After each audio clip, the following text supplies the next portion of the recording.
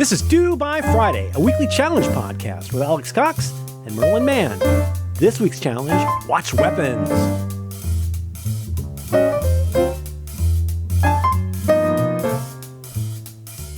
Good morning, Alex. You are muted.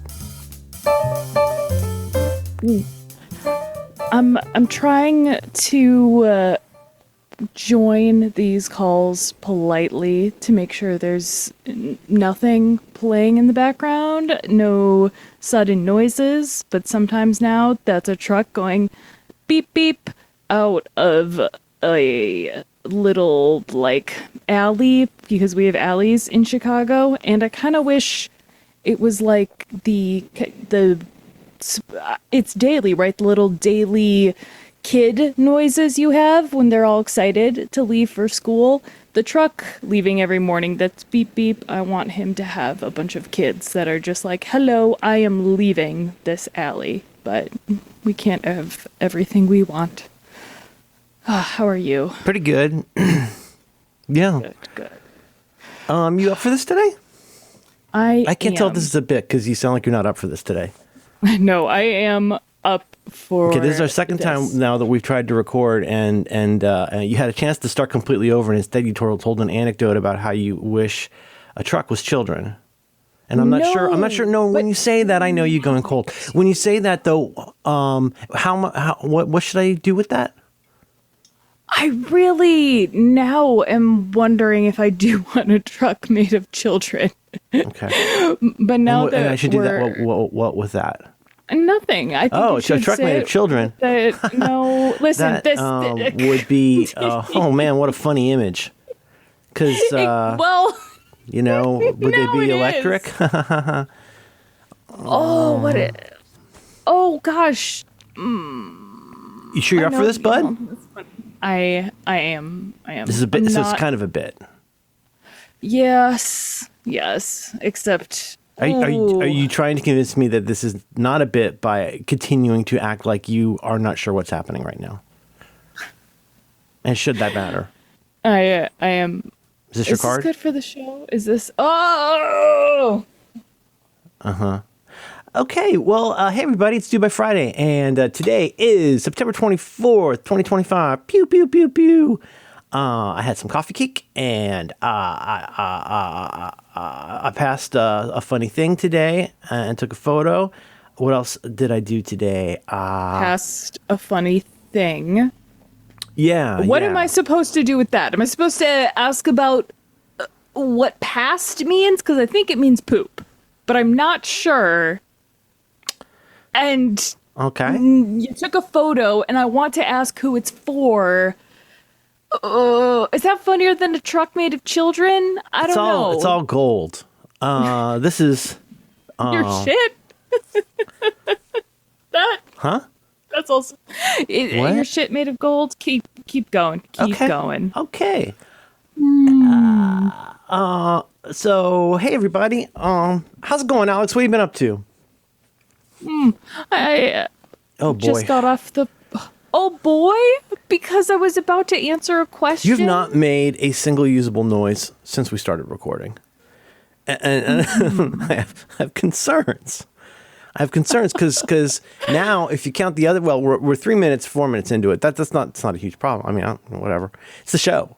But, you know, do you want me to should I analyze you? Should we talk about mechanics? Should we go straight into the challenge? What would please you? Should we start over? What would you like to do? Should we keep going? Just keep plowing on.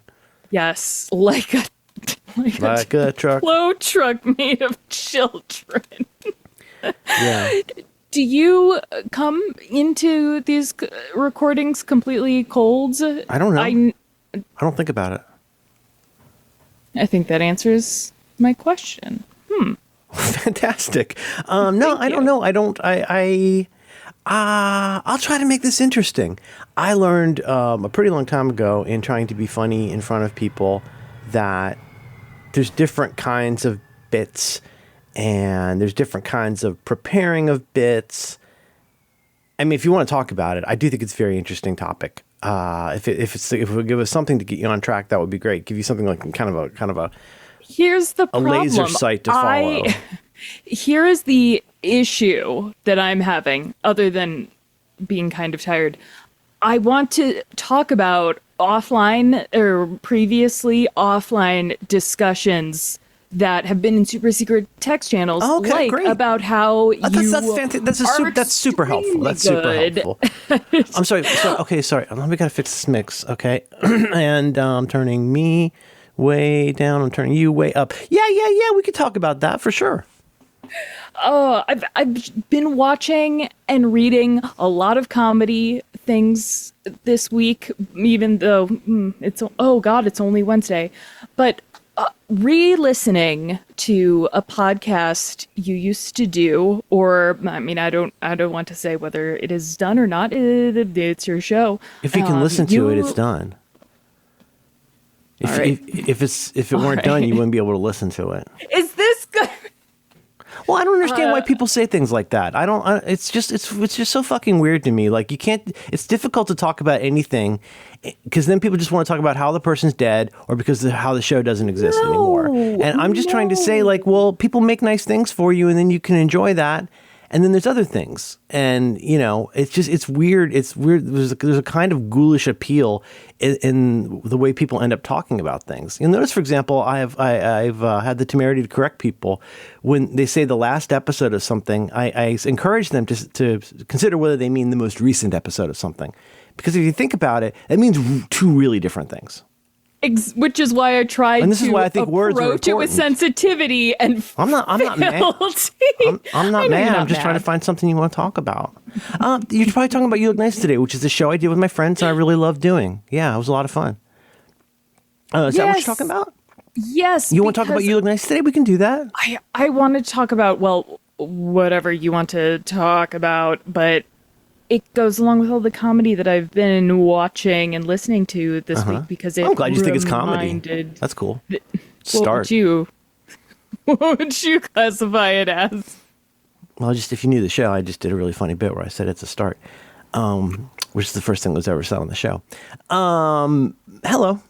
Yes, I enjoyed doing it very much. And I have to say, I remember at the time we record these episodes and, it wasn't like we were recording anything that different from what came out, but I think Adam really did have a really good sense of how to edit those and made what was recorded especially funny. I think he was really good at editing that stuff. And as much as I think he provided, well over his share of the funniness on air, it's his editing that, I think is so special.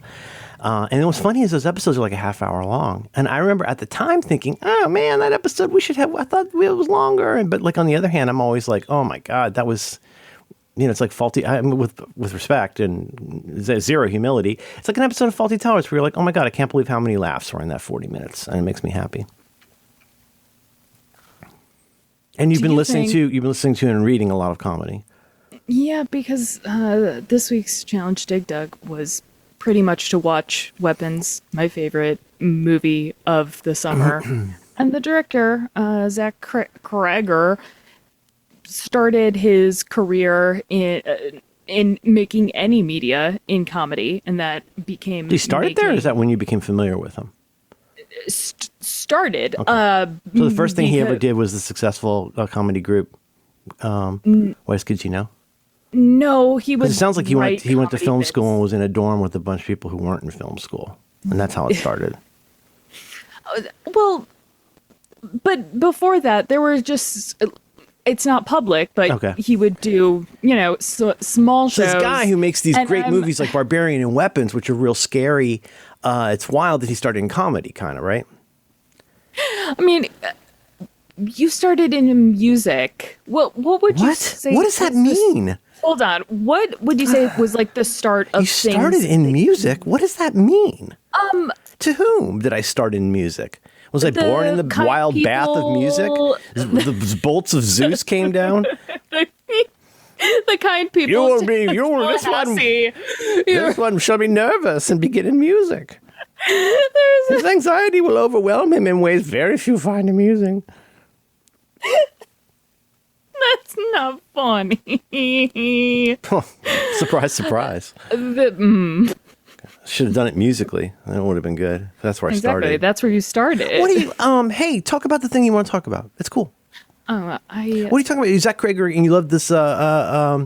I'm struggling, Alex. You liked the Weapons movie a lot. You saw it twice, and then you liked Zach Krager. He was in this comedy thing you liked a lot. And is there a connection you're thinking about, or what is it? What did you think? A music comedy? Jordan Peele. He. I wouldn't say. I don't know if he started in comedy, but I became familiar with him through comedy. a lot of people became, well, where do you think a lot of people became familiar with your work? I promise there's a connection. You mean, okay, like, I don't, this is so weird to talk about. I don't know. I think I became known to some people through work I did on 43folders.com. Okay, all right. And then... But I had a whole life before that. That was in my 30s.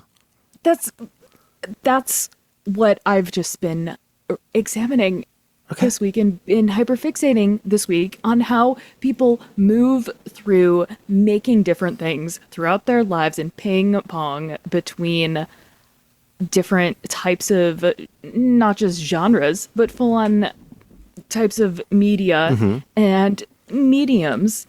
And yes, you were a full-on guy who did things musically. Talking about like the connection, yeah. Because I mean, there's several parts to it. I imagine I'm not like a professional at any of this stuff, but I imagine part of it is that, like I'm listening right now as we speak. I was just listening to the Decoder Ring on dubbing people singing in musicals and the history of that and how it differs in India because people are really used to, things being dubbed and, just the idea of like authenticity, right? And like blah, blah, blah. But, they're talking about like you didn't find that many people like Gene Kelly or Debbie Reynolds.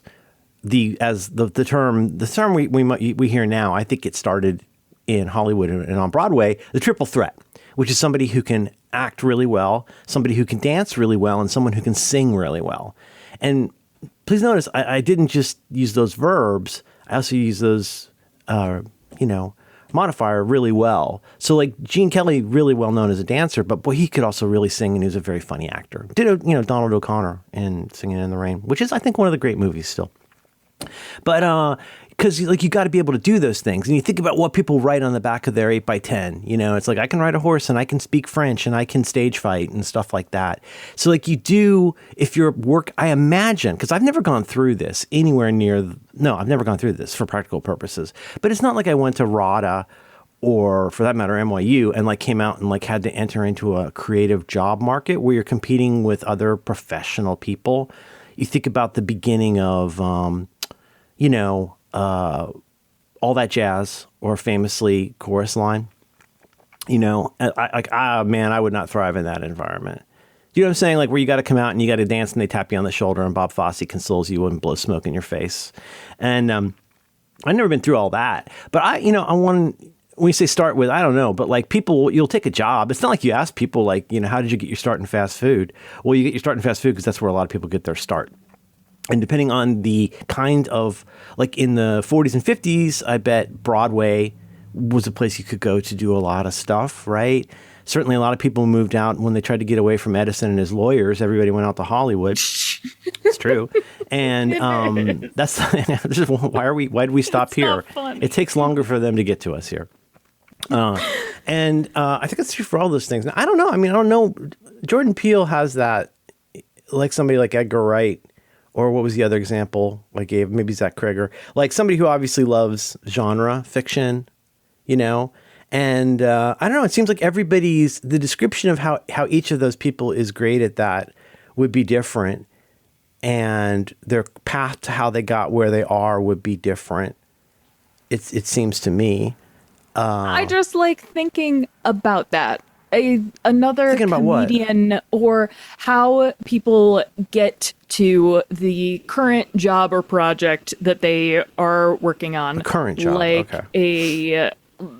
Not how they got to their like thing that got them well known. No, like okay. Because for some people, they consider their start doing magic at a place like Portillo's, which is it is a restaurant slash famous hot dog place in I'm missing Chicago. it. Is that a famous story from a famous person? It's a couple famous musicians. I know that's not where Steve. I was trying to make. I was thinking of Steve Martin doing his shows. Right, how Steve Martin, Disney. he'd been a magician as a kid at Disneyland, and had mentors there, and then did magic, and he like really idolized the guy who did the what's it called there, is it Silver Horseshoe Review? The one I think the one I know is Diamond. But anyway, he knew that famous guy, with the wig, and then in his wonderful, I want to say audiobook, in his wonderful autobiography, but I would say please listen to the audiobook version. It's just moment after moment where he talks about the weird fragility and happenstance of a professional life, and I don't know. I loved that book. But one of the things he talks about is, what did he say? Because he was talking about magic, doing magic shows, magic effects, what we used to call magic tricks. Anyways, and talking about that and like in kind of its relationship to humor, and what was it he says? It's something like, I realized that the way to be funny was to like have a joke without a joke or something like that. But in the way he describes it is way better. But you have to imagine that his interest in show business and his ability, to be a comedy magician. Oh, ditto Ricky Jay. He was a comedy magician in a lot of ways, but that background in magic was like what helped them to get to where they realized they could be funny, I guess. It's weird because, okay, here's one thing I'm avoiding. I don't want to talk about this, but I'm just going to say why. I just realized why I'm bristling at this. There's a lot of beeping today. I get really not allergic, but I get a little bit edgy when people talk about how something started, why something happened, all these things, and you're like, because it does really sound like you're trying to do a biopic about somebody and go, Paul McCartney saw his bass in a window and then he married it or whatever. You come up with all this wackadoo stuff about people so that it can turn into a story, and like, yeah, it's a story, but one problem is for a long time, celebrities or performers and their public relations people would really try to like generate these sorts of stories that like explain like somebody's background. It's like, oh man, it's all so much more messy than that. And so much more interesting to me. Which part? And how a person actually learned or started to learn something that eventually made them good at the other things that they did, because right. You're avoiding. I understand exactly what you're saying, which is why it's hard to ask you that question, because we're the main thing. What are you saying? You talk a lot about being a busboy and working at McDonald's, and not in a romanticizing, like, weird way. I meant to make it seem romantic. No, I know. Did you ever kiss anybody in like the alley? Yeah. So anyway, I talk a lot about those kinds of jobs. Yeah, for sure. Yeah. So and that is something. Not you, but it's something I wonder. Like, okay, Alex Horn, creator of Taskmaster. Yep. Which is becoming one of my favorite, I guess I would say I was going to say game shows, but I guess panel shows. I'm familiar with the show. I know what you mean. I know, but not every... Well, we have talked about panel show or Taskmaster enough. I think that people know what it is. But when a comedian gets his start somewhere... Again, when I mean start, I do not mean the thing that, like, propels someone into not fame, but what they're known for. But just like Alex Horn gets started doing small comedy things, obviously, that everyone, not everyone, but I thought it was most Edinburgh comedians, Fringe is where Taskmaster started. That's where Taskmaster started. But Taskmaster as a whole show is this phenomenal, like, mind-blowing production when you start thinking about it from a I totally agree. comedy and logistics standpoint. And I'm like, where did you get that type of mind that you can not just find funny people to put on your show, but put a bunch of funny people who will work well together on a specific type of season? The same way the producers of Survivor, when they're going through casting. Okay, I think I understand. I think you're talking about a very interesting. I think, and you can tell me. I think you're talking about, to me, a very interesting, much more general topic, which is like, let's leave a little. I don't know. Could we even come toward my side a little bit and say, let's take a snapshot of somebody in their career. I suppose you're wondering how I ended up here. You take a snapshot of somebody at that moment in your career, and I think it is interesting to me to then go back and say, like, could you put together the moments, the accidents, the hard work, the whatever it was that like allowed you to get to the moment this snapshot took place. And I'll continue just to say, like, the organizational skills that it would take, the infrastructure to just do the Edinburgh Fringe show, let alone one TV show, let alone an international series, let alone 20, there's all of this stuff. And he's the primary creator of most of the challenges. Well, I won't take you all into the Taskmaster stuff, but that's actually, to me, a really interesting example because he strikes me as like he was probably a nerd. I think he was a nerd. I know he liked soccer a lot as a kid, and he liked. I think he's a music guy, and so I keep thinking about this friend of mine from college. A couple friends of mine in particular. One of my friends who ended up writing, doing editing. He went to New College, then went to film school at Ringling, and then he ended up doing some editing work. But he also ended up writing several books in editions about how to use like After Effects or like all the different like Mac apps. And he was like the go-to in a nutshell guy for a lot of their video, a lot of Mac-based video products. Can video you editing. Share? Do you want to share his name? Can you share his name? No, that's not important to the story. And but he was my roommate and he's one of my best pals. And it's so funny. Something I always remember picking up about him from early on, before he went to film school, but from early on, like his thesis project was a live show, kind of in the spirit of knee plays but in the spirit of a lot of different things. But anyways, he was this guy. He always had a Sharpie and labels, and he was always labeling all of his tapes, and not in just like an OCD way, but in a really functional way that I never did. So like by the time like we were both out of college, he was out of like my VHS tapes that I would record Seinfeld and The Simpsons on were just a mess and they were all over the place. But Tony always knew exactly what was on a tape because he'd had enough experience with just, production stuff. Once he became like a video guy, that became essential. Like being able to log all of your videotape and know what's on what part and where, all is like, and then it was not the streamlined process it is today. Ditto for my friend Steve, who eventually became an animator and I think worked at Pixar. But he, one time I very lightly assisted him with a independent study project he did on stop motion animation.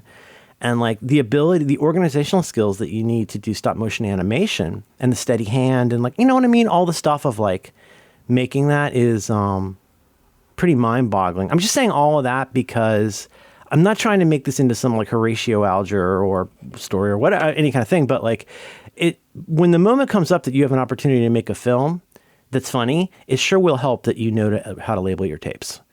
And when the moment comes that you get to come in and consult on or be like, I don't know, maybe the engineering lead with a bunch of tweeners in South Korea, like it's going to be really helpful that you have those organizational skills from animation. And that's just one kind of skill. We're not even getting into the other kinds of soft skills, like how to deal with people, how to hit deadlines and budgets, and failing at the ability to hit them, how to renegotiate them, or how to responsibly abandon them or whatever. Like every dumb piece of shit decision you make in life can have an effect later on, for better or for worse. That to me is super interesting. So like, I mean, I don't know, how does Jordan Peele go from the, just one that I think it feels very relevant. I don't know if he wrote and directed this. I imagine he did. I don't know. But the wonderful Key and Peele sketch, Continental Breakfast. Have you ever seen the Key and Peele sketch, Continental Breakfast? Probably, but I do not. Have you ever seen the remember. Have you ever seen the Flicker? Yes. Okay, no, that's a really good example. You got a little smudge on you right there. Just get this little paper towel. Like that is so brilliantly written, performed, and especially edited with the music. Like he knows, whoever put that together knows exactly what they're doing in that sketch. And then, of course, you know, as you might see if you choose to watch Continental Breakfast, which is a very funny sketch, like it's such.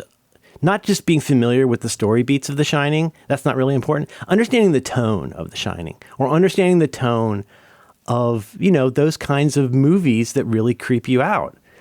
He does that in a very funny comedy sketch about a traveling professional man who apparently has never heard of a continental breakfast. And he thinks it's the fanciest thing in the world. He thinks it's a hilariously fancy thing that he's got, you know, he's got all these, just him going through the breakfast, the continental breakfast buffet at a motel and acting like it's the most luxurious thing he's ever done is completely hilarious. And then, have you ever seen Us? Yes. That movie. God. I mean, it fucked my kid up 50 times more, but we watched it as recently as I want to say last month or so, rewatched it. And that movie is, all the scenes that happen inside that house in particular, I mean, to me, they're up there with Krager's, like in terms of like, you know, I don't know. I'm not really sure where we're going, but like, I'm just trying to say like, it's, you know, moments snap together like magnets. Luck favors the well prepared. We are what we frequently do. Blah, blah, blah. Every day costs the same. I'm going to make several Guilty Remnant posters about all of these. And if you have requests, by the way, if you have requests for Guilty Remnant posters, I saw you like that too. So if you want some Guilty Remnant posters, just let me know. I didn't know what the guilty, or rather who the guilty. It's one of the cults. One of the cults after the event in Leftovers. Right, but aren't they also a comedy group? Oh, nope, I completely misunderstood the joke. I still enjoyed the Instead of saying yes and, they just though. snap at people. They snap because they can't talk. They just snap and then they write things down and point at it. I do think stuff like that is interesting. I think that stuff is most especially interesting. I think all of these sorts of origin stories and like, you know, I don't know. I mean, just people love this shit. But it's not just an origin. That's the problem with like an origin story of the Paul McCartney making out with his guitar and why comic book movies eventually get boring if it's the same, like, oh my God, then his uncle died. Spoilers.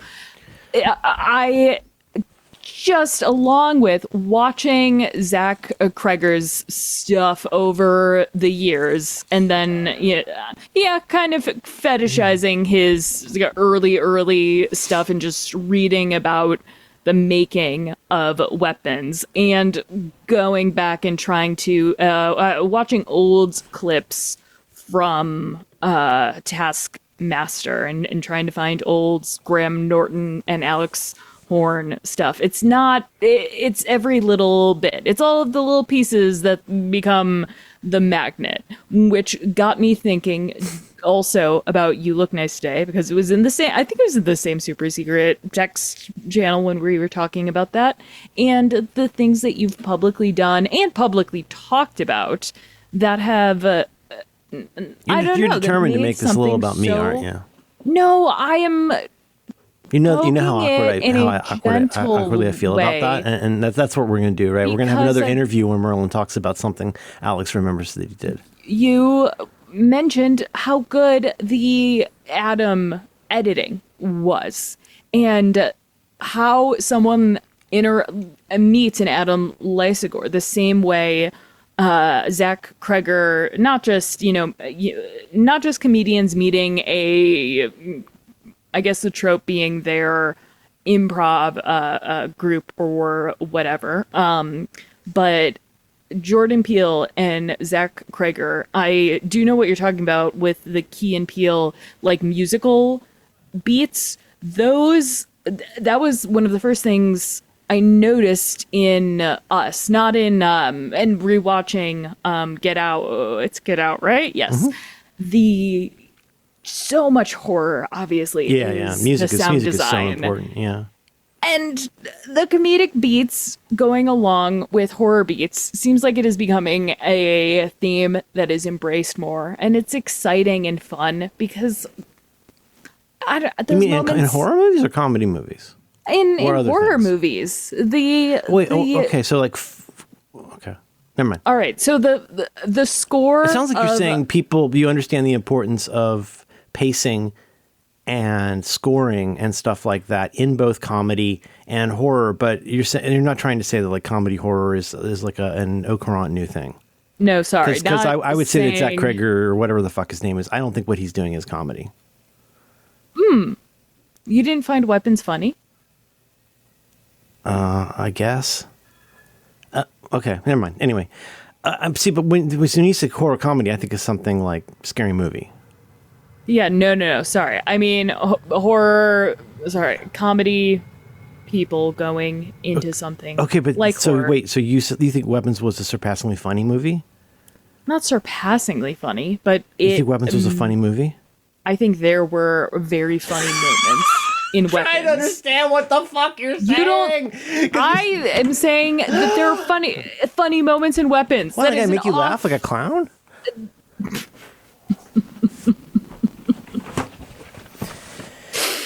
He seems like a talented guy. The same way, I think. I'm not going to make it about you. That's but fine. It's fine. It's fine. No, Jordan. It's feels, fine. sound It's fine designer. as long as you're not trying to like make something profound out of something that I don't think is profound.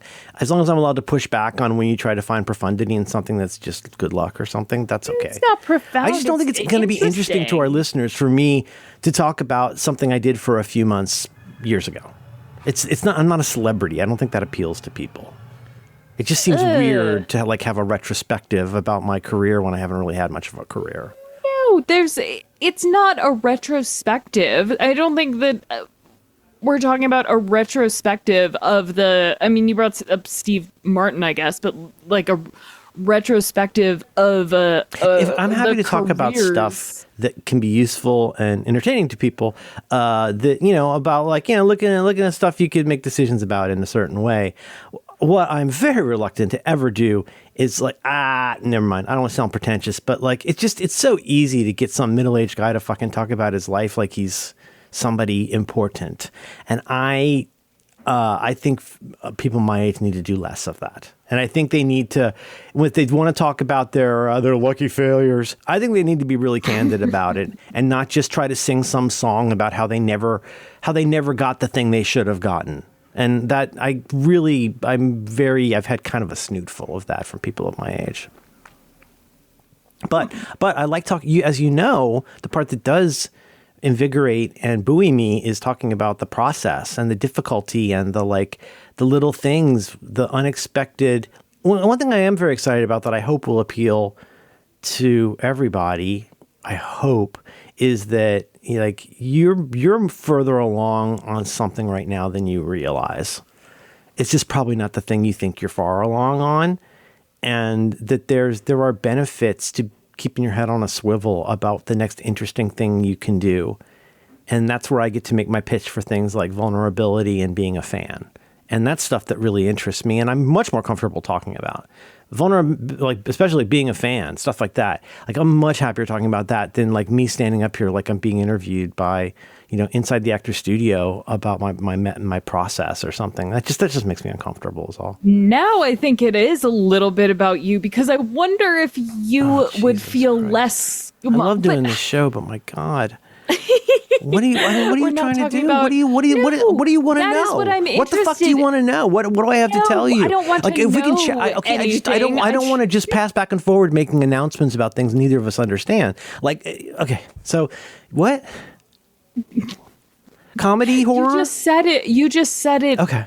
It's interesting doing a thing and like you said, hopefully recognizing the weird skills that you're picking up that you don't necessarily know are valuable and or how they're going to positively influence something that you're going to make. Like That is completely unteachable, and it's so freaking important. Is it though? Because if people were vulnerable in not talking about their failures, but what would you get taught in the last 5 years that made a big difference?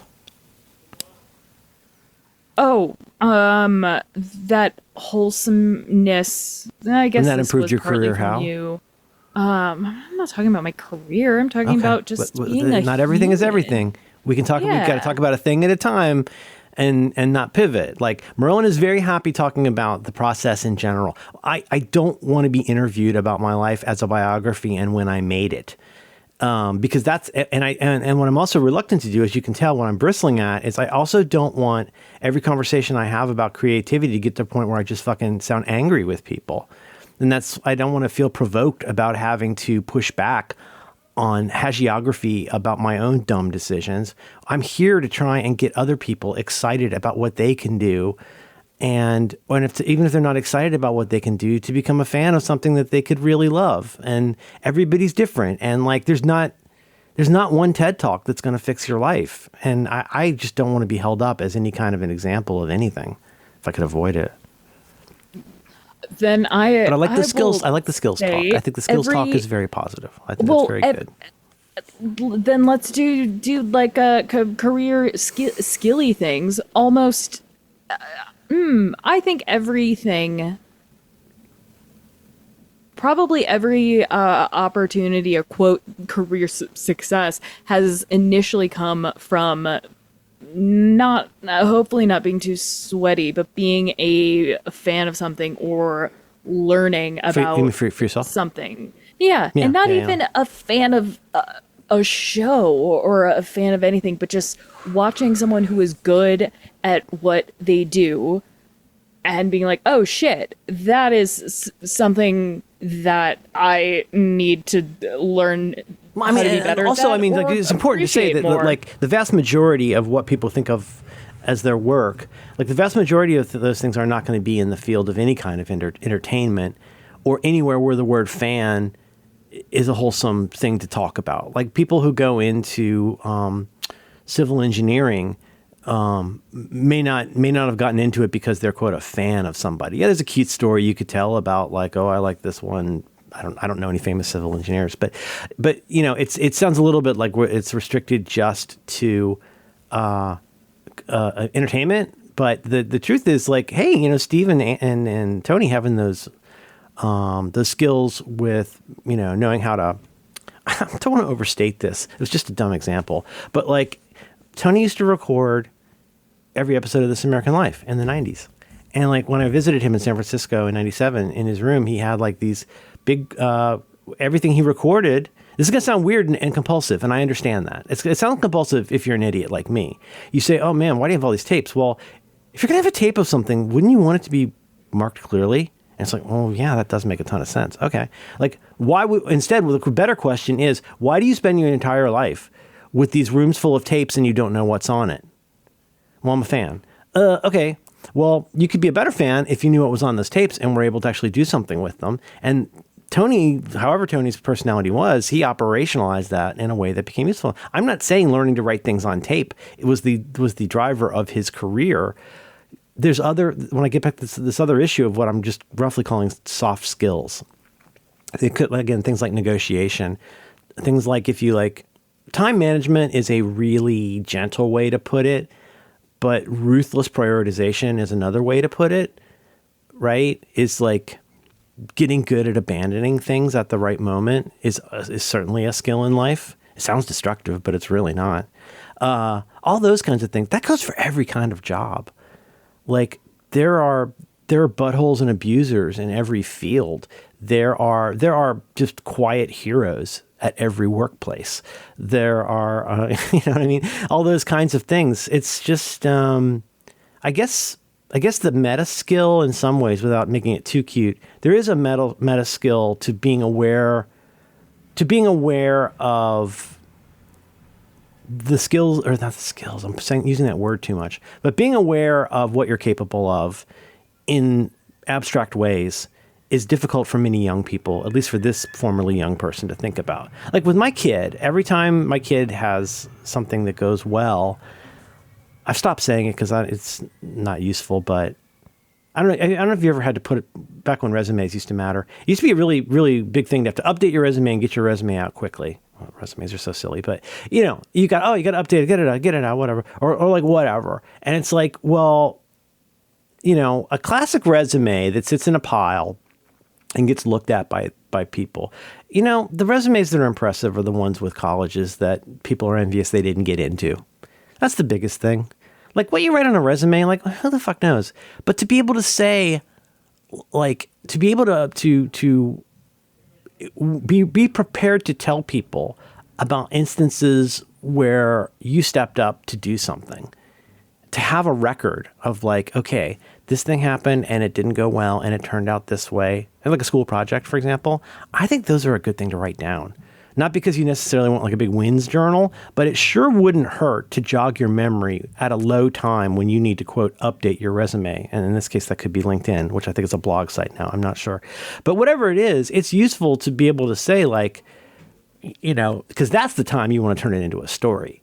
Like, we can lie to others, but we oughtn't lie to ourselves. Like if it's nice to have that story for when you need to pitch it to somebody and go like, hey, you told me you want a self-starter. Well, I barely got into college, and my first semester in college, I organized a class with someone I'd never met to read 14 books in 7 weeks and then meet the author. And he took us to breakfast.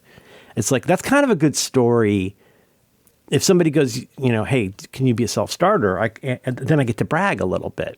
That's smart.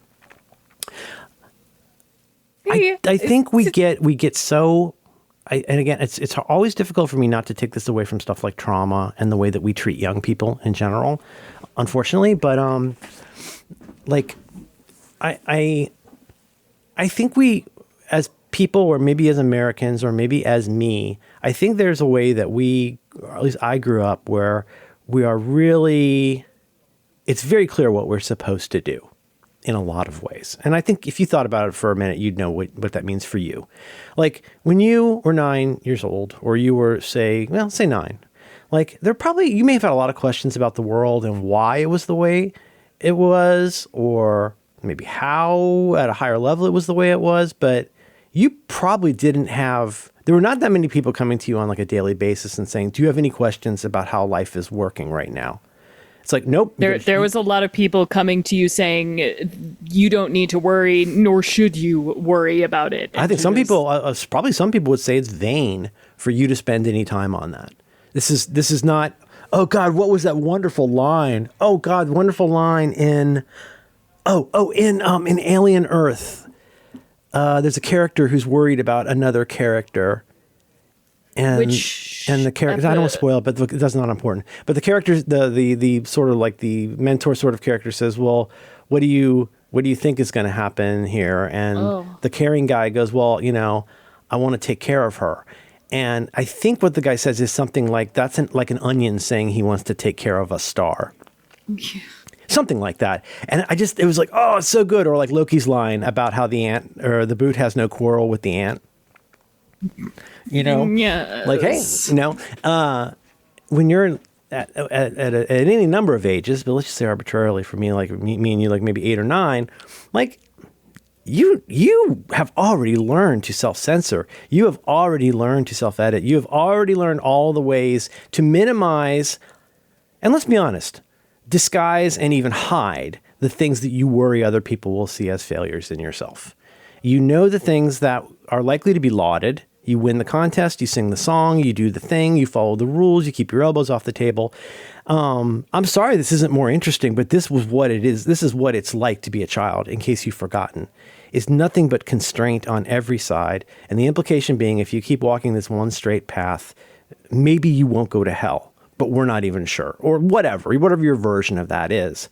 And so I feel like I was raised to minimize a lot of the stuff, almost like the file drawer effect. Like if we get results from this test we don't like, we file it away instead of publishing it. Like even though we failed and no one sees it. And even though we did what we considered good science here, we're not going to share it because it's not the result that we wanted. Everybody's got a file drawer. where you put all of the stuff that's not what your betters expected of you. And I think with that comes a lot of attendant shame that you've had so many misses, that your denominator is so off for how it comports with what everybody expected of you. And so you grow up trying to puff yourself up about how you're a good boy who gets, or you're a good girl who gets good grades, and you go to church and you do the thing, and you're in scouts and you achieve, and you go to the school and you do all the things, and you just keep hoping against all hope that people notice how hard you're straying on the line. You're constantly asking people to notice how well you're staying on the line you never asked for. And all along the way, you gather all of these little abilities, maybe even sometimes tricks. You learn things about like how to get away with stuff and not get caught as somebody who's even considered ever walking off the line. Because your metric for success for your life is how well you stayed on the line. I don't know if I'm putting this well, but like I really see it that way. I really see it as like playing Dragon's Lair. Dragon's Lair was a game that was very amazing. I think Don Bluth did the animation, but it was this amazing game. I've talked about this before, about 84, 85. I think I was a junior or senior. And it was this really cool Dungeons & Dragons style arcade game with the most amazing graphics you've ever seen. But the thing is, it's kind of actually like the inversion of a video game.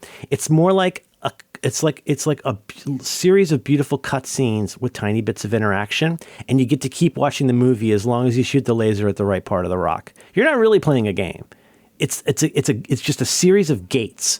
Whereas if you succeed at doing this one thing, the little movie continues, and if it doesn't, it's over. It is a game in that sense, but that's how life felt to me for a very long time. Is I get to keep playing on the same quarter if people are pleased with what I've done.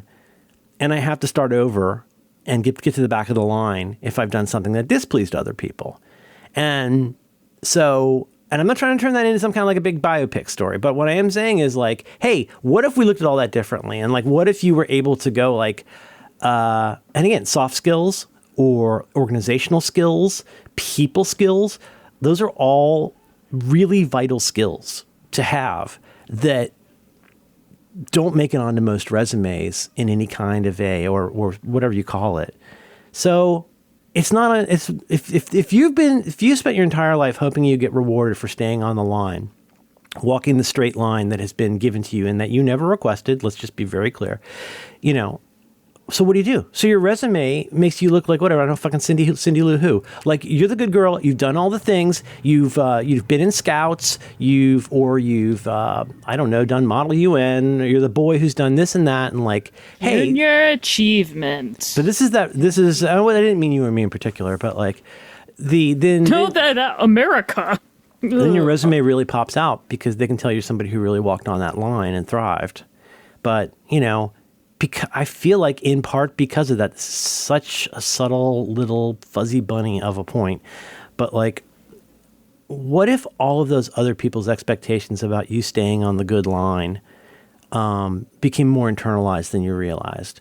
And your personal sense of doubt, shame, and let's be honest, anger and envy about the rest of the world, the way you all are. What if the way that you are right now is because you never wanted that line? And because you're ashamed of all the times you stepped off that line, and you never got to be the person everybody decided you should have been. And so consequently, here's that little bunny. You minimize so many of the things that aren't complete successes in the eyes of your betters. And the best you can do is come up with your fucking TEDx talk about how all your failures have led you to success. And like, that's just so much horseshit. But I don't know. I think we're so hard on ourselves and it doesn't really help. And I think that the zeal that we're supposed to have as young people, like on the other hand, having said all of that and bitching about all of that, about being raised in the way I was raised, which really frustrates me in retrospect, there were also times where like, hey, that's really cool. You got up and did talent show and that was really funny. I'm not saying I was without support, but I mean, those were like existential conjugal visits.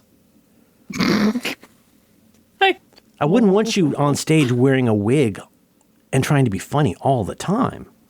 That would get you way off that line I put you on, right? Isn't it funny how I've somehow managed to turn this right into another one of my authority things? Isn't that kind of funny? Yes, I not hoped, but yeah, no, hoped. Why? But and Why I would you also hope hoped that? that you mentioned because You say these I'll things. do the not bio thing. From now on, I want you writing things like that down when you hope it. Do you want me to? I have a No, I mean, no, I you've do got to start have proving a- these things because Okay. you are. Yes. Yes. Just the other day, It's like was skywriting on a slip and slide.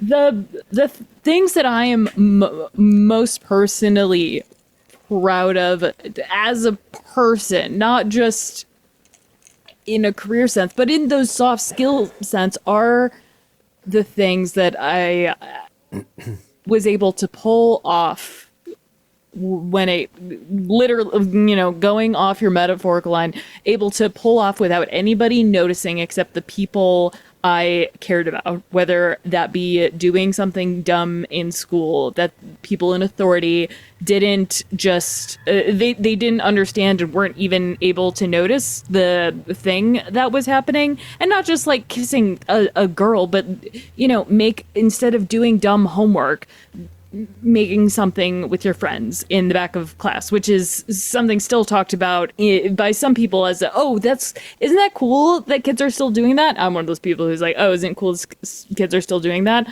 But what I think the people that you maybe are talking about are the ones writing like still like there's fucking think pieces and the moral panic of No, I mean, we the all get kids the are work on we their can get, you know? phones too much. Well, isn't a lot of, I don't know, getting over that trauma, looking at what? I'm not asking you. When's the I last am time you just got over thinking trauma? about it. Do you Don't want the answer it. It's a real rhetorical answer? question. No, Yeah. I don't. It's a rhetorical question because people who act like they get over trauma don't understand trauma. Not get over trauma. Sorry, address trauma. Hello. Getting over the way you think about trauma. Okay. How about that? Sure. Which I don't know, feels like a more recent thing for a lot of people, and yeah, as me as well. Thinking about the Yeah. What were we talking about with writing hot takes or something? What were we talking about? No, Is this? Do you want to get? Did you want there's to talk about still Krager? one. I don't really understand what you're talking about. The people, Okay. the TED Talks that frustrate you, and a lot of people. Yeah, I mean, I don't know. I don't think there has to I be thought a you would- bad guy in this stuff. I'm resistant to trying to find somebody who we can look at as the Looney Tunes, the person that made everything bad.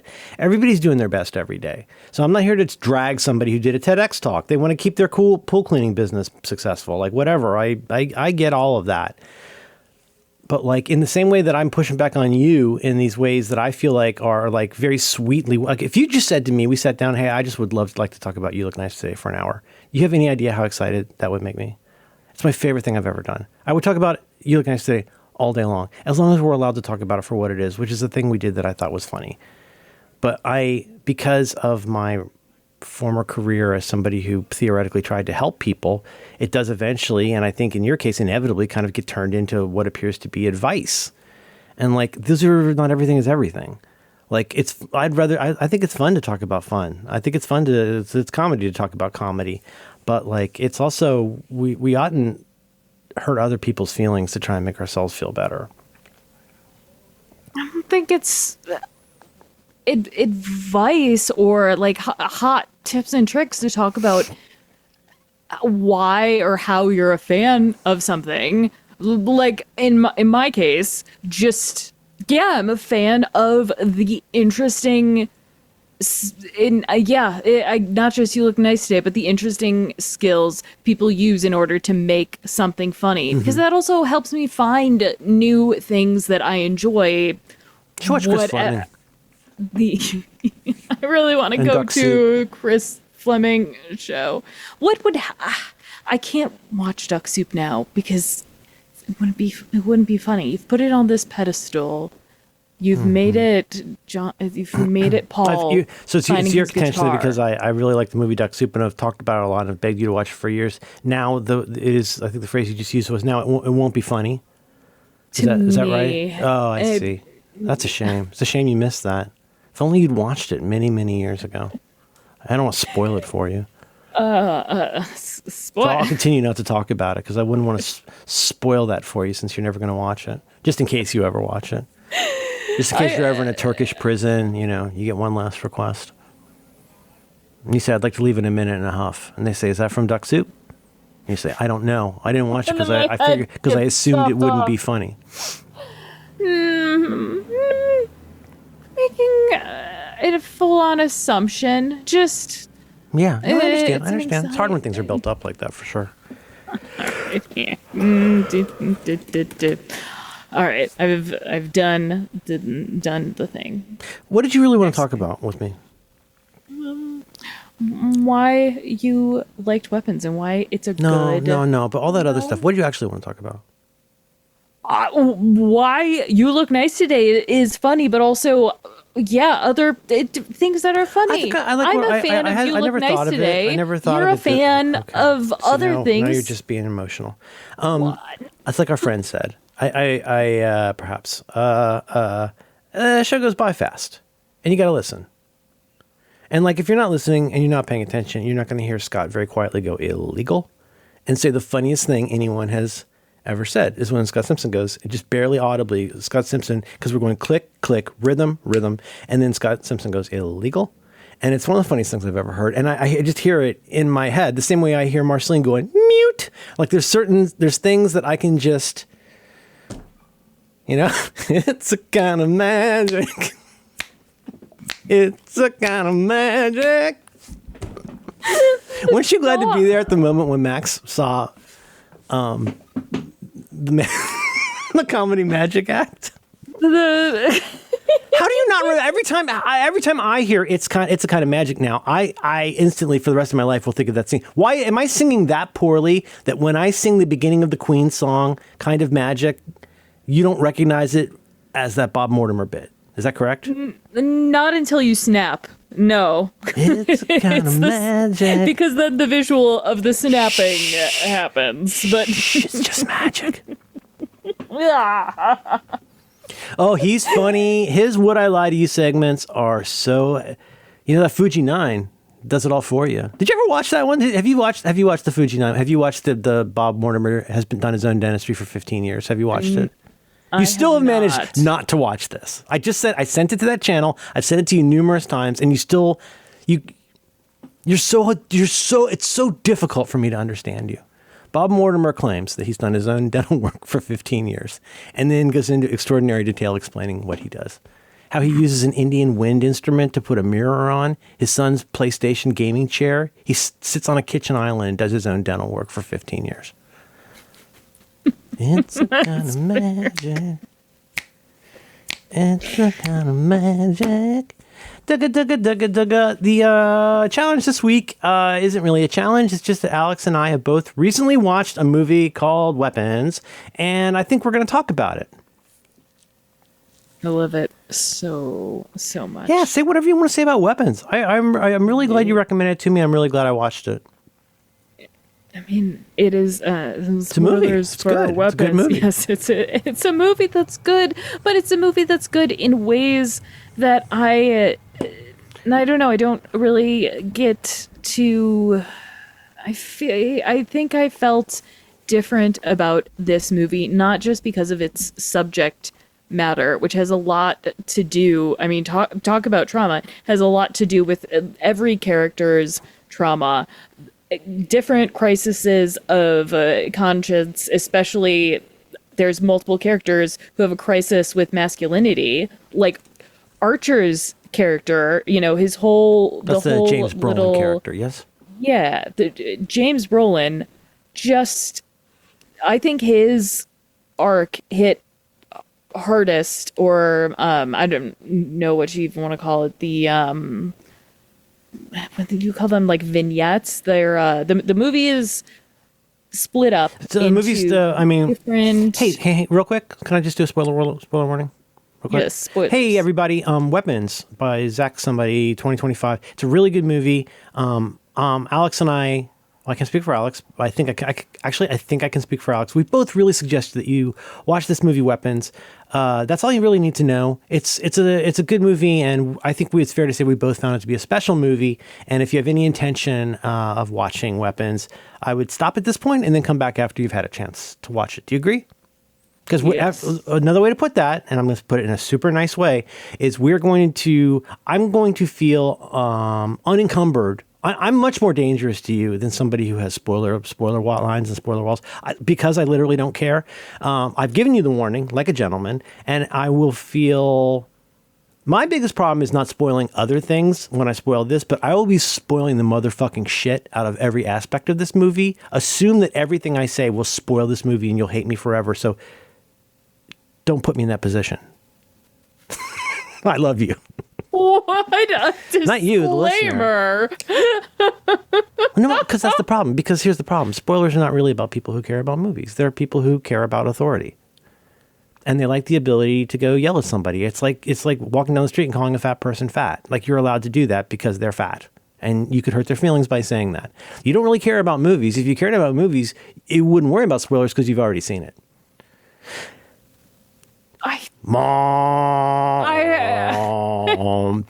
This movie is told in a lot of interesting ways. Okay. You want now? Why? Daddy I'm speaks now. not- Daddy speaks. It's told out of sequence, but it's told from the points of view of several different characters. And even when you first get that, you probably still won't really fully get it until you've been through a couple of them.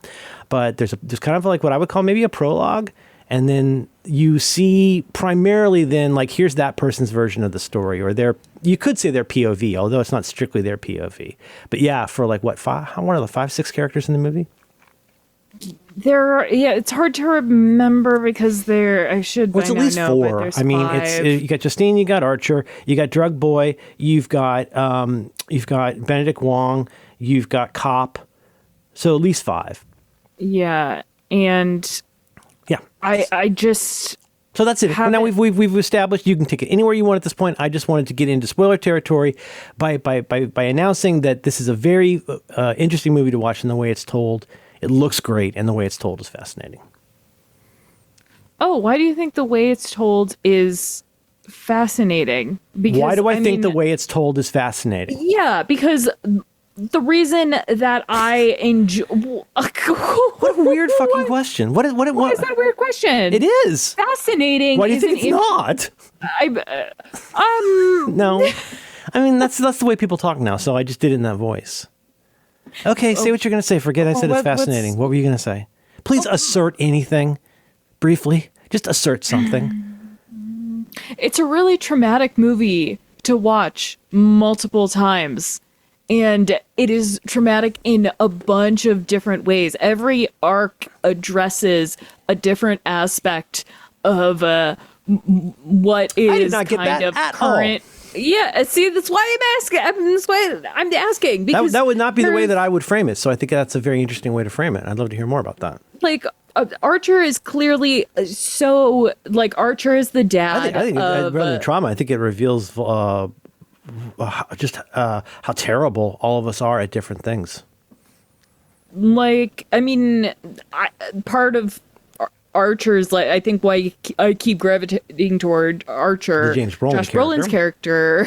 Josh Yes. Brolin's character. Sorry. Josh Brolin, his whole arc is feeling like a failure as a father, and this whole town has experienced the trauma of an entire classroom of children, except for one, disappearing. And by disappearing, it means that at 2:17 a.m.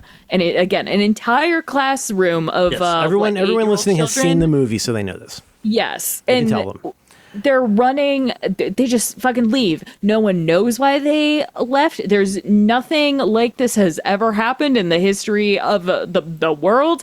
And Archer, Josh Brolin's character, he like you know how you're supposed to react to something as a dad. You know, like, I have to protect my kid. But when it is just something so out of the construct of what is a scary, traumatic thing and who you're supposed to blame.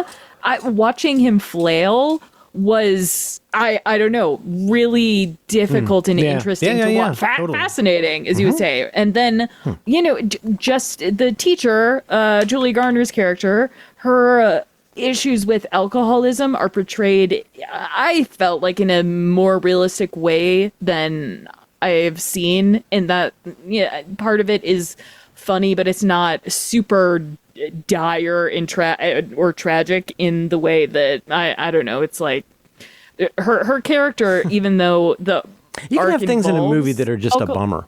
Not everything is not everything is everything. Yeah. Sometimes it's just kind of a bummer. Like her drinking's a little bit of a bummer, and it's probably not helping her. And although the meth character, his I found his, I don't know, I found the meth addicts chapter really, really funny and had a lot of good comedic beats, and the way that he reacts to this gigantic trauma is completely different what trauma? Than the kids of all the kids disappearing. For him, it's an opportunity. Yeah. And then it ends up being, his opportunities are like all of the opportunities he encounters, like being able to basically not profit off of, but benefit off of everyone else's suffering, and then like experiencing the consequences of that. Oh God, I guess I am saying like, it's fascinating in like the chapters weaving together and the timeline weaving together works in a way that I think a lot of directors try, but don't. They might be successful, but it doesn't feel as organic as this. Even though, as Zach Kreger has been like, the timeline doesn't make any sense. And I'm like, I don't know. I think the timeline is really visceral, especially even though there's different characters. I at least feel tragedies in different ways from different perspectives. And, sometimes you want to drink and sometimes you're like, oh God, how do I help? How do I fix this? Or you're the, what's his name? James Wong character who's Benedict Wong, who's just kind of trying to keep everybody calm. Boy, I loved his. Get together. And then sometimes you just can't. Then just want to eat a hot dog. If you're the most sane, 7 hot dogs. Sometimes even if you're the most sane, like their special you do thing, everything right, and it's still everything will fall apart, and there's nothing you can do about it. And then your eyes are bulging, and you want to eat Julia Garner. Yeah. That's all. I also like how there is. Those are most of my assertive comments about the. You've been excited to talk about this movie for almost a month. I think you should get it out of your system. The way too that the way that kind of you called it the I guess the little prelude or the little narrations. Thank you. The prologue. Of and here just to make sure we've really weeded you bitches out. This is the beginning of the movie where there's a child talking. I feel dumb that I have to say this, not because of anybody else, but because of myself. I mean, do we know that that's Alex, or am I just that's Alex, right, at the beginning? I couldn't. Are we supposed to know at the beginning that is Alex? I don't think so, but when I watched it a third time, I was like, it seems incontrovertible to me that is Alex, and by the end of the movie, you are meant to believe that was Alex speaking to someone, to you, the watcher, I guess. Yes, and that I didn't even clock that, mostly because it's presented as this big mystery, and you're gonna find out what this whole thing is gonna come together, and you're going to figure out what happens. Yeah. And I don't know. By the second chapter, I didn't really didn't care about what the mystery was, but how the characters were grappling with it. Like when we find out that, oh, it is the kids' family, the kid's aunt Gladys, who is Yikes. Amy Madigan, who I'm not that familiar with as an actress and am now obsessed with, plays. I feel like in my head, I'm not going to look this up. In my head, in addition to whatever things that she has done in her life, I just think of her as being the sensible and very attractive wife of who's the urine movie, yeah. Who's Dances with Wolves, Kevin. Kevin. Is she the wife? She must have played. What's his name? The fucking actor. Kevin, the guy from the TV show. Kevin, it's a TV show guy. Yellowstone. What's his name? Kevin. TV Kevin. Yeah. What's his name? Kevin. I've never seen that show. Listen, this is not about you and your personality. Kevin, who's the actor? Who's the actor who was in Bull Durham? He's the actor that was in Field of Dreams. His name is Kevin. What was his name? Kevin Garvey. His name's Kevin Garvey. No, what's his name? Kevin, what's his name? What's the famous actor's name? TV Kevin. No, You're not even trying. Can you look it up for me? Kevin Costner. Kevin Costner. Yes. I think of her as being the sensible and pretty, but like the sensible wife of. I bet she's played Kevin Costner's wife in something. I want to say maybe Field of Dreams, but I'm not sure. Okay, now I will look it up. It is Kevin Costner. I know that, but who did she ever play his wife? Oh, Doesn't yes. really matter. I'll say that with confidence. Yes. Well, that doesn't help me. Oh, Kevin Costner, Amy Madigan. Yeah. Anyway, so the Aunt Gladys. They were in Field of Dreams together. But was she his wife? Yes. Okay. Thank you. That was very, very important. I did actually become a little bit invested in it. And I don't think you were, because you refused to make any attempt to figure out what this man's last name was, even though I was struggling mightily. I kept saying Kevin Costner. You said it once, and then I said Kevin Costner, yes. You said it the one time that it helped me get it, but up till then you've been absolutely useless. Well, because the tab was loading. Have you made your point yet about Amy Madigan? Amy Madigan plays this witch. People know, they've seen the movie. I guess. Yeah, well, but so like when we see Aunt Gladys, it's like, oh, we're gonna find out, I guess when we see Aunt Gladys's face in the dreams. No, when we meet Aunt Gladys in the office in the second act. Yes. Okay. Oh my God. What? I might need to go to some kind of an institution after this episode. Y'all listening at home will not get this, but it is so hard to follow what Alex wants to do in one of these episodes. And no matter what I do to try to be supportive, I end up thwarted. Okay, so what? The way Amy Madigan plays the antagonist of this horror movie is so much fun, which is why I say it's not comedy horror, but all of the jump scares come from her, along with a lot of No, that's not true. What other? The two people sitting on the couch when the first jump scare. I guess I was thinking because she caused that. Like, I don't mean literally her face, although Alex I in think class, second jump scare. Wouldn't you consider that her face, or at least what we find her as her face? No, I think it's Alex. It's specifically Alex. Then why is he wearing? I mean, it is, but he's wearing the witchy Gladys makeup. So he's not Alex anymore? Still haunting. No. He is the little boy in the class who sits up. I think it's supposed to be Alex. Anyway, Amy Madigan's really good, and there's going to be another prequel movie about it. And so what? You like her, it sounds like. I just loved her as a villain, and how we don't really understand. It's kind of hard to know. Kind of hard to track what her role in all of this is, and yeah. But seeing just the layers of tragedy and trauma that she causes, it, like you expect her to be the one kind of like cursing every single person, which, I mean, in some cases she does with Benedict Wong, but I don't know.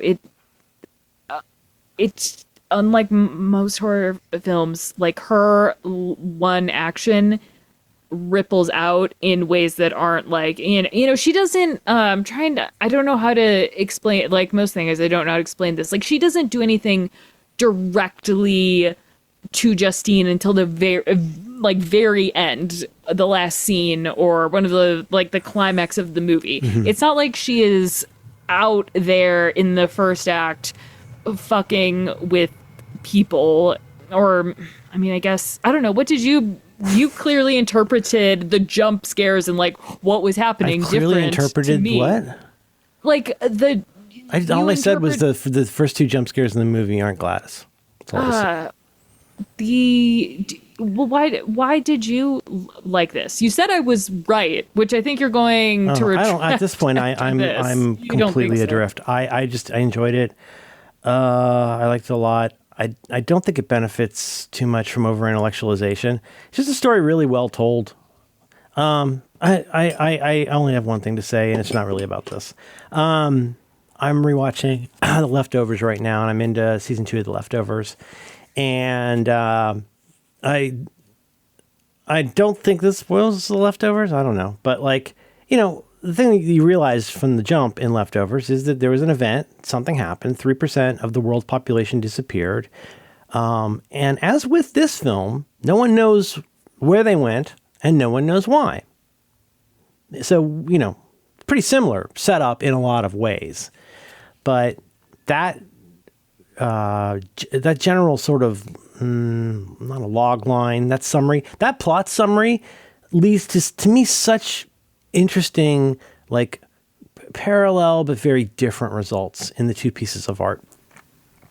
So like, although very parallel, but like in this movie, like, oh my God, what happened? And like Josh Brolin is saying, like, it can't be a coincidence that this happened. These were all in this. The only people who could know anything about this are this boy and the woman whose class all these people disappeared from. The thing with The Leftovers. That is this is a multiple-ith rewatch of The Leftovers for me, and so we're in partway into season 2 right now, which is quite an amazing abrupt change from season 1, just masterfully done. My wife tells me that the novel covers what's in season 1 of The Leftovers, and then season 2, and again by Damon Lindelof and Tom Perrotta, the guy who wrote the book, that there wasn't a second book, but there was the second season, which is where Perrotta is working with Lindelof to build this story that's just extraordinary. Oh. Yeah. So the book, The Leftovers, is just what covers the first season. Anyway, so, I mean, the thing you get from the beginning is that really, it's not going to surprise you to learn that in so many ways, boy, this is so subtle. In so many ways, The Leftovers is a show about grief and a show about loss. And those are different things. Grief, I think you could think of is the emotional, the weight that we bear after a loss. And I didn't say mislaid. I said lost, a lost thing.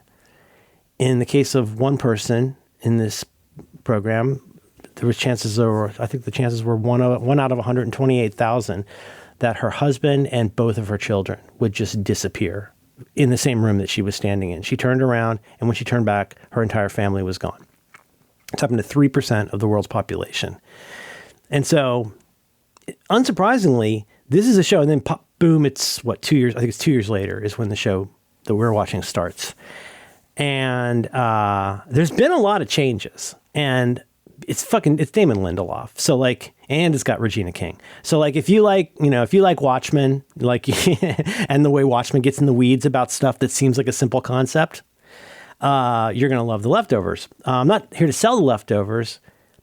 I'm doing this slowly and at length because I really want you turning over that idea that this is a show about grief and this is a show about loss. Because it is. It's incontrovertibly a show about grief and loss. But even from the first episode, there's this phrase I was using with my kid, and I'm probably not using it correctly, but fin de siècle, like end of the century.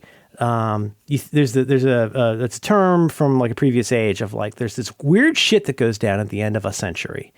Fin de siècle, and so like people act crazy. There's Dionysic and nihilistic things that are happening. I think there's a whole Ralph Fiennes film about this from the 90s.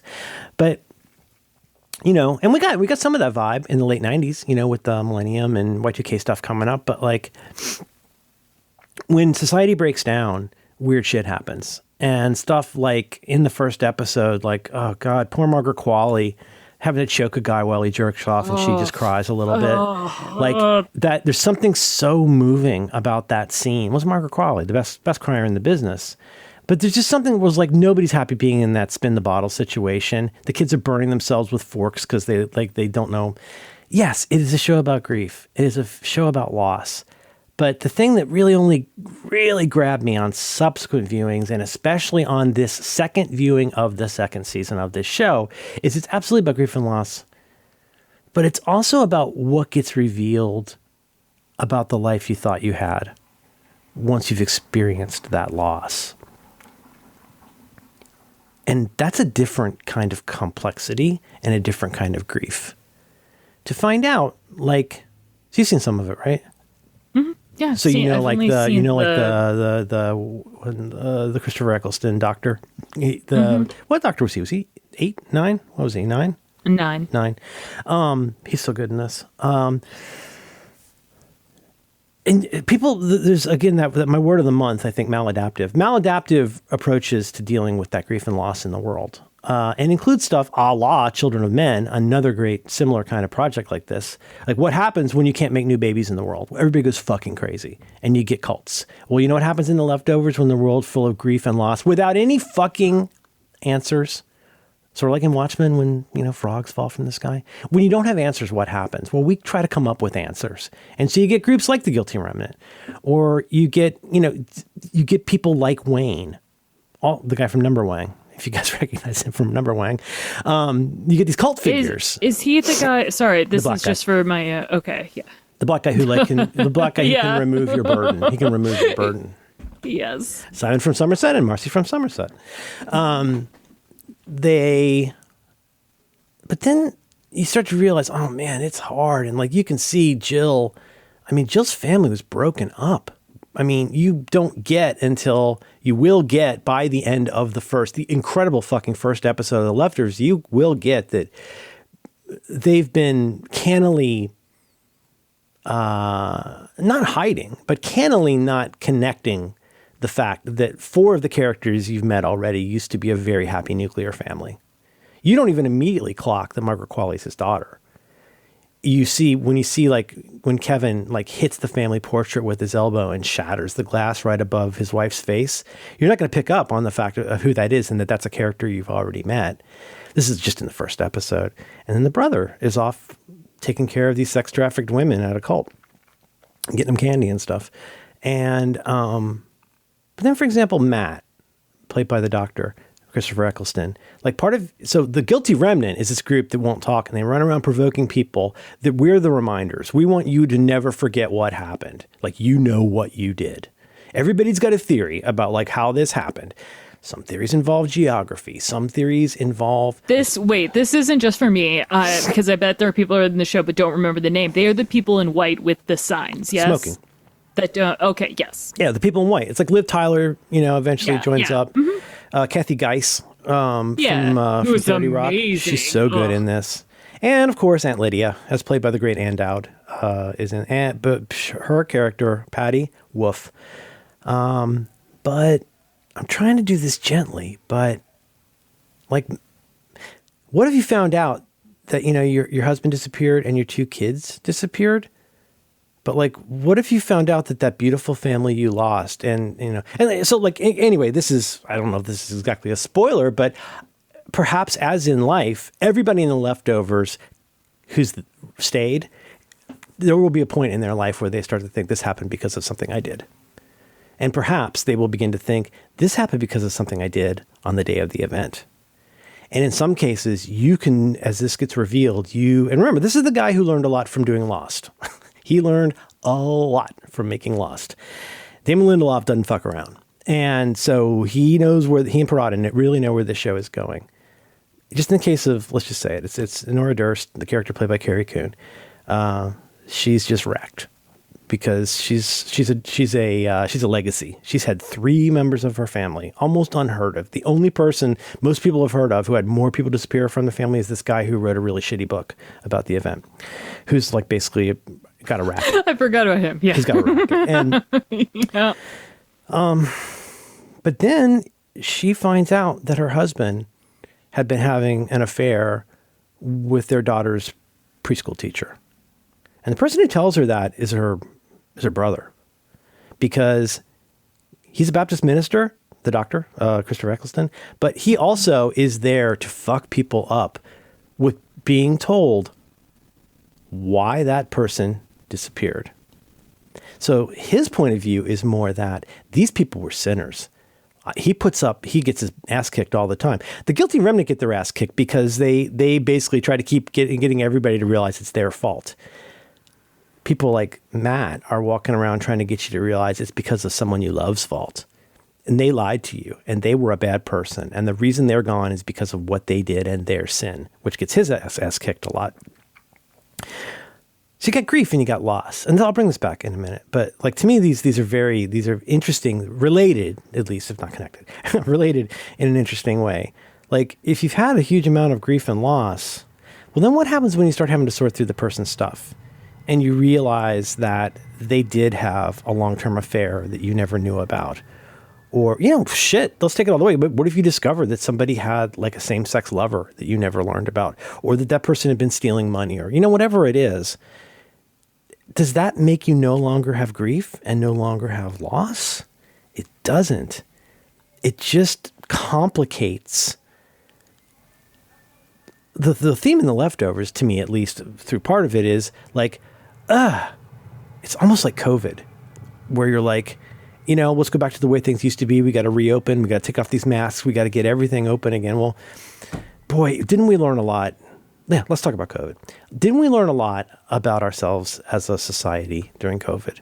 Like it revealed a lot of problems, not just in our infrastructure, not just in our, all the things that you could go on MSNBC and talk about. But we learned a lot about like, oh, wow, we depend a lot on just-in-time deliveries. And we depend a lot really on international trade and timetables in ways that we never, certainly there's all of that stuff. But like, whoa, we also, let's go real micro. I bet there's more than one couple out there that got into it. Like you could think of Bill and Hillary as a good example, probably. Can you imagine couples out there who never in a million, like they've been together forever. They haven't had to talk about the subtler parts of their relationship in forever. And now they have to be in the same apartment in Brooklyn all the time together.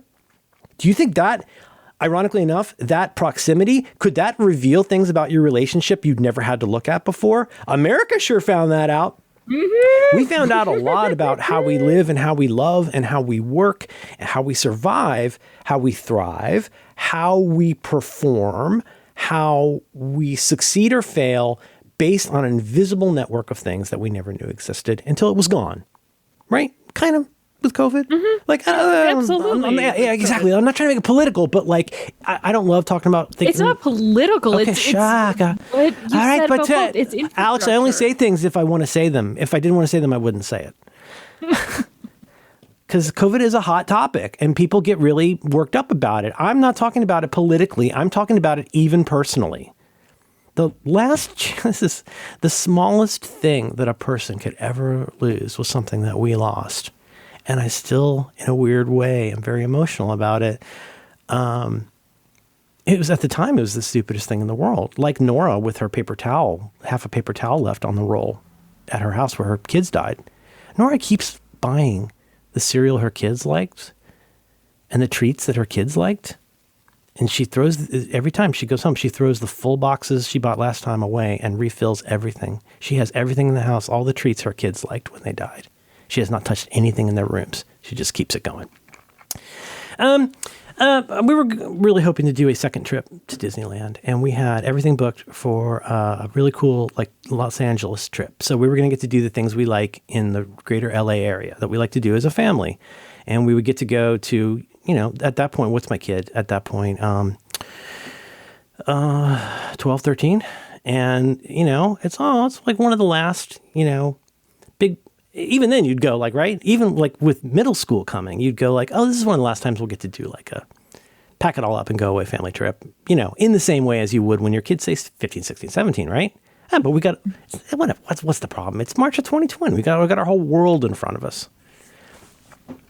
And everything was booked. And then the thing happened in March, whatever. But like, you would not believe for like a week, Madeline and I came up with every reason in the world that we weren't going to cancel our trip, which was in the last week of March. Like, who knows? Oh, you know, it's Disneyland. It's Disneyland, man. It's outside. It'll be fine. Like, they're not going to shut that down. And then every hour, every day, it kept getting worse and worse and worse. And finally, we had to cancel it. Like I say, it's a very minor thing in the grand scale of things. But you heard me in a minute ago probably getting a little bit emotional about that, because now I recognize that in retrospect as absolutely the last time I ever could have done anything like that with my kid. I'm not angry. I'm not regretful. Regret is stupid, guys. Stop regretting. And yet it would be inhuman and undadly of me not to feel a pang in my heart for the last time. I would get to go on Peter Pan's flight with my kid as a kid, because that was my favorite ride as a kid. And it's the dumbest thing in the world, or, you know, go to this Dumbledore shit. But like, let alone what my kid lost in that time. Okay, smash cut. That was COVID, and that sucked, and people died. But like, didn't we all learn so much about how we are once normal life went away? Well, I'm almost done with the leftovers. And the leftovers, what I've realized is, yes, it is about grief and it's about loss, but in some ways, no matter how, if you sit with that grief, you sit with that loss, you go through the healthiest process, you avoid the cults, you get some Nicorette and quit smoking, like you figure out like how you are going to, as you like to say, get over this trauma. The truth is though, like, the more time you have by yourself without the other people around, the more you realize you never had the life you thought you had. You never had the life you thought you had before the event. You never had the life you thought you had before 2:17 a.m. You never had the life you thought you had in March of 2020, because it was always a very forward-looking thing. We don't know what's impossible. We don't know what's happening for the last time. We don't know that was the last time we'll ever see that person again, or see that person in that place. You don't want to become morbid about this. And Alex, you know me well enough. I'm not a person who fixates morbidly on these kinds of things or on regrets. But like, I've had the last experience with a lot of people in my family at a lot of things already, and I just don't know it yet. None of us know it, and it isn't until a shocking event like what happened at 2:17 a.m. that somebody like Archer, in a similar way to Carrie Coon as Nora Durst in Leftovers, that James Brolin's character, Archer, he has to look at the life that he actually has rather than the life that he liked to think he had. And I think that's true for everybody, pretty much. So yes, these are stories about grief, and these are stories about loss, and these are stories about, the mystery box, right? Like that, the famous JJ and Damon thing, the mystery box. We've all heard about that talk and kind of understand it. But what it really comes down to is, hey, you know what? Sometimes it's really not about the mystery and about the box. We got real fixated on the box because we can understand that shape. But the mystery is everything that's outside the box. It's all the stuff we've got to deal with now in this new context. And Archer is struggling to figure out, all he knows how to do is apply, I have to say, a little bit of surprisingly toxic masculinity, because I don't think he's like a tough guy. Like, you know, no, but he's very angry. He's very angry at Justine in that first scene, where only a fan probably would notice that it's James Brolin who's yelling at the back of this woman's head. But we discovered later that was, him. Do you know what I'm saying? Okay, so I'm just about done with that part. I couldn't help but bring in Leftovers because it's on my mind, and because I think it is related here. Where there's, on the one hand, there's the theme, the big theme of this, which, I don't know, you can look at it a whole bunch of different ways. The same way you can watch Adolescence, say, like, there's a bunch of people, including people who made the show, who say, Adolescence, oh boy, it doesn't really make you think about phones. And I'm like, you've got to be fucking kidding me. Yeah, okay, sure. I get how you could watch and even make Adolescence. I get how you could be Steven, little Steven, that little guy. You could make Adolescence and say, oh, that's a cautionary tale about kids and phones. And I can completely understand how you got that. That is absolutely not what I got from Adolescence. I got a much more harrowing theme from Adolescence, where if you fix the problem of kids and phones, you still have a real big problem with just kids and parents. and the delta between us and what we understand. And do you think people didn't treat little girls like shit before phones? Read a book. Like, fuck. That's part of a grand tradition and a phrase that we're not going to use here. But there's a long tradition of making sure the women and girls stay in this certain kind of way by boys and men treating them in this particular way. And if you took all the phones away today, I don't think that problem would disappear. It would just come up in a different way and probably different uniforms. But I found this movie incredibly engrossing. I don't even think you have to buy into the themes of this movie. This is really cynical to say, but I think you can enjoy this movie on a pure implementation level. It's one of those movies that can't be spoiled for a variety of reasons. I just think the implementation, I know that sounds like slight praise, but as with Jordan Peele, I don't know what my favorite is. My favorite might be Nope. Just because I think Nope was a swing. Well, no, I love them all.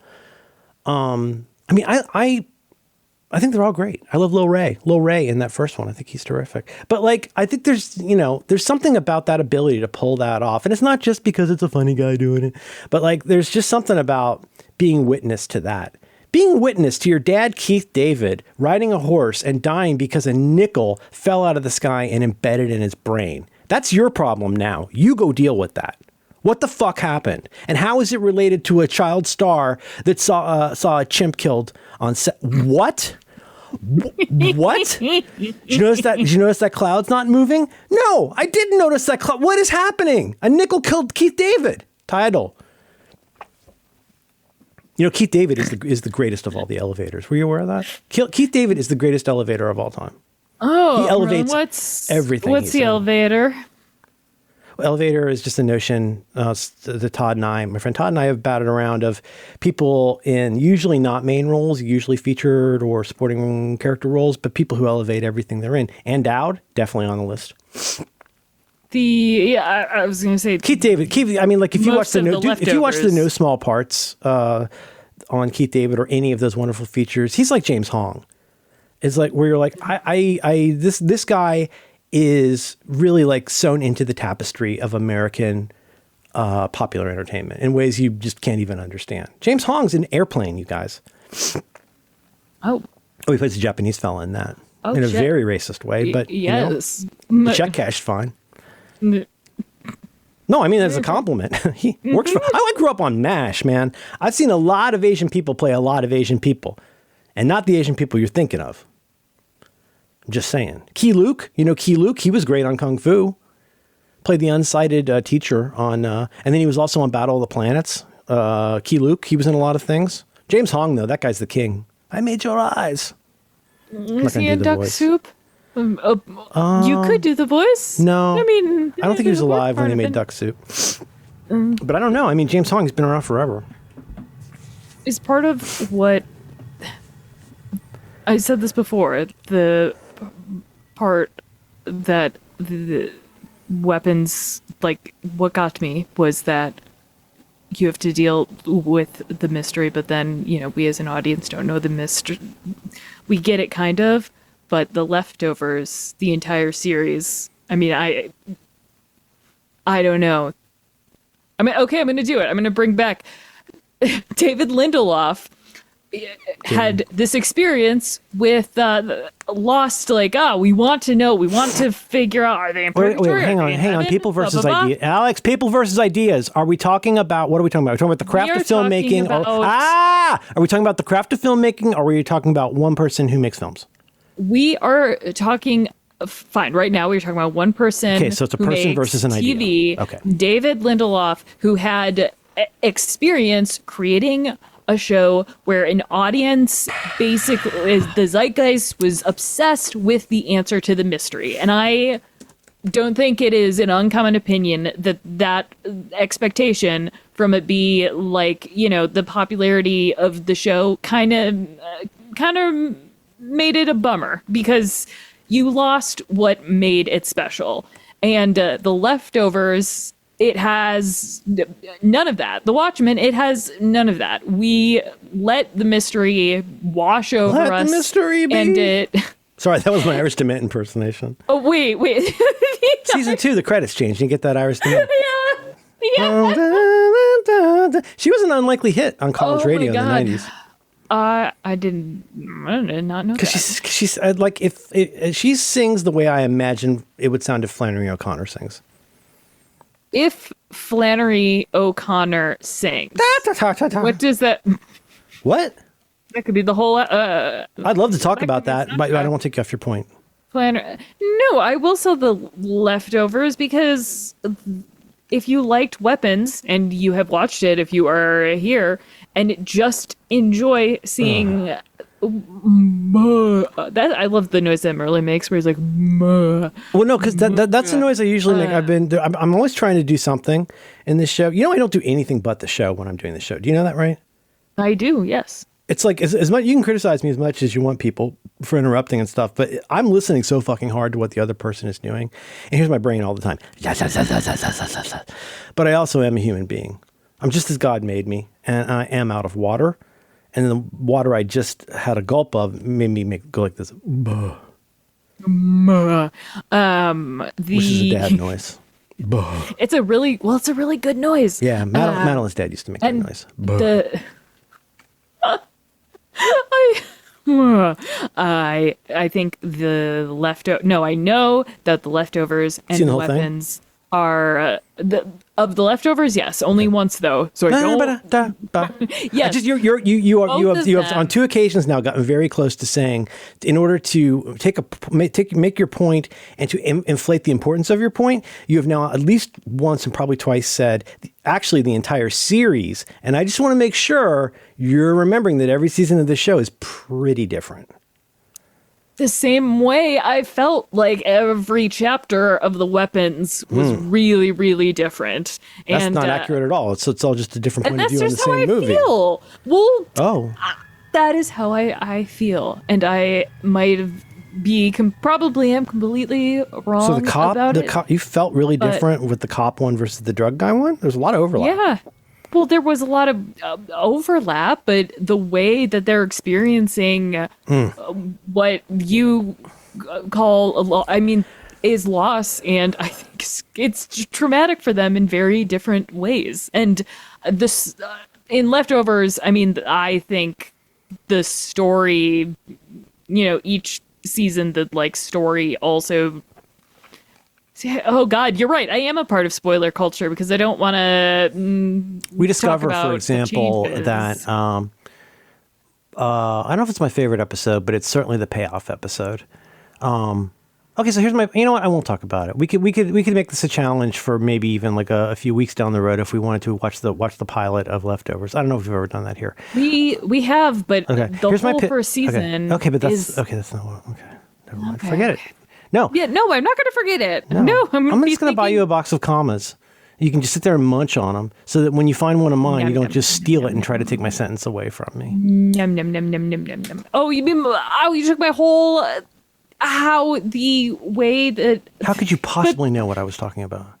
What do you mean? No, 'Cause I haven't said I it did yet. not think you were going to talk about COVID. That was very good. So but the first how- episode of Leftovers is worth watching on its own.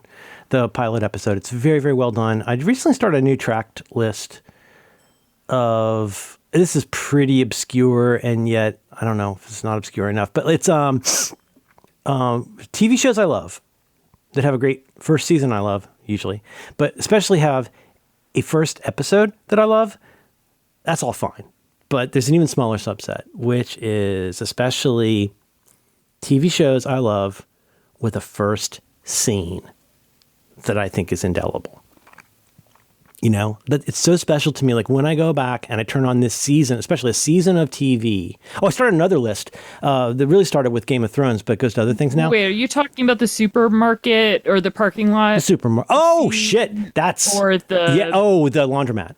Okay. Yeah. I mean, that's what earned this a place on that list was, and then of course revisiting that later. But the ninth, I'm pretty sure. Yeah. As with Game of Thrones and a lot of other programs, there's a lot of HBO shows, and I understand HBO is just the channel it's on. They didn't make the show per se, But there's a lot of good HBO series where the most legendary episodes of certain seasons are the second to the last episode, not the last episode. This happens, like, to me, almost indisputably on 3 different seasons of Game of Thrones. Like, the ones you remember, like if you remember the Battle of Blackwater, like that was the second to the last episode of a season. If you remember Dance of Dragons, that was the second. Like, there's so many episodes like that. The second to last episode of the first season of The Leftovers is called The Garveys at Their Best.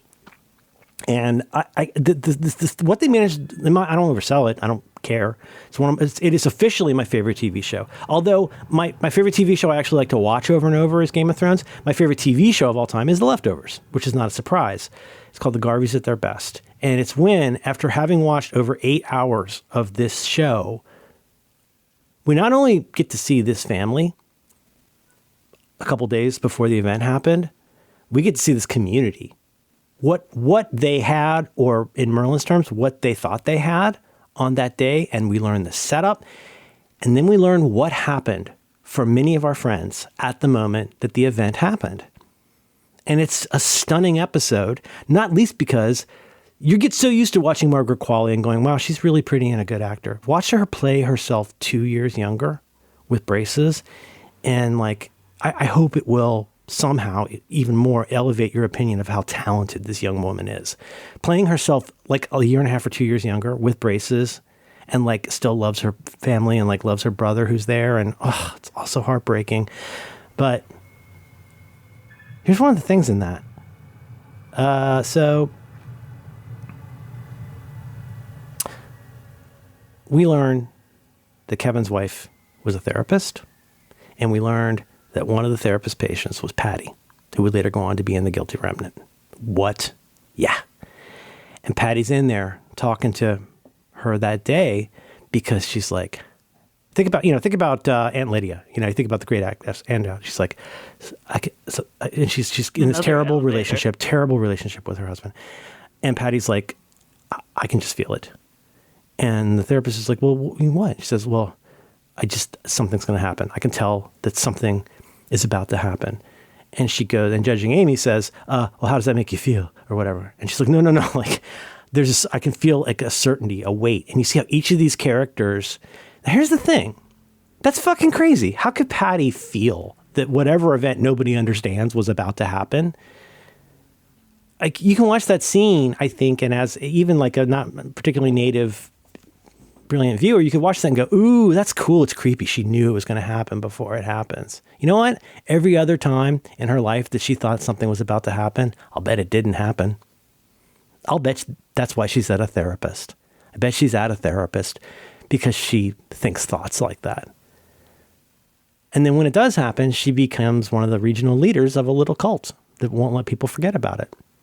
It's that kind of stuff is like, just the layers of being able to turn this over and think about, not just layers in like, oh, you wrote a clever plot here, but I'm just so attracted to people who can show that, like, something that we all know but don't always appreciate, which is how strangely related things are can be to one another. Or, as I like to say, really sometimes related, sometimes connected. But in any case, like, relations exist and connections can be made, and relations can be a kind of connection, but like, did you ever imagine that this person would end up, you can see this on The Walking Dead, you can see this you can see in all these places, but like, do you think, and remember, don't you love how you discover that Josh Brolin's kid's kind of a dick? Mm-hmm. Wasn't that kind of awesome? Yes. Doesn't he seem like a little bit of a bully? Because it is, so the thing is, like, Josh Brolin loves his kid, but I bet he kind of hates his kid. Yeah. And on the Leftovers, if you gave him 3-4 seasons, you'd eventually discover like how angry he is about all these different things, that come out now that we don't have the pre-COVID world to help keep the surface tension on our meniscus from breaking. Do you remember the last line of Weapons? That's Weapons.